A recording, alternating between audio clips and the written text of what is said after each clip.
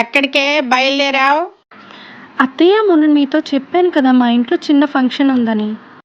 చెప్పావు కానీ నేను వెళ్ళమనలేదు కదా. అదే అత్తయ్య, మీతో ఒకసారి చెప్పి వెళ్దామని వచ్చాను. నాతో చెప్దామనుకుంటే మామూలుగా రావాలి. నువ్వు రెడీ అయ్యి వచ్చావంటే ఆల్రెడీ వెళ్ళాలనే కదా. నువ్వు ఆల్రెడీ రెడీ అయ్యి మళ్ళీ నన్ను అడుగుతున్నావేంటి? అలా కాదత్తయ్య, మళ్ళీ మీకు చెప్పి నేను రెడీ అవ్వటం ఇదంతా లేట్ అవుతుందని ముందే రెడీ అయ్యి చెప్దామనుకున్నాను. నాకు ఇష్టం లేదు, లోపలికి వెళ్ళు. అది అది కాదత్తయ్య. ఇంకేం చెప్పకు, ఇది నా ఇల్లు. ఇక్కడ నేను చెప్పినట్టే వినాలి. ఫంక్షన్ లేదేం లేదు, లోపల నాడు.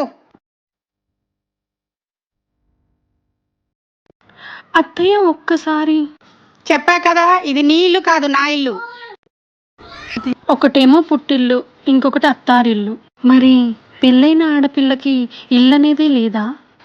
మా జీవితాలు ఇంతేనా?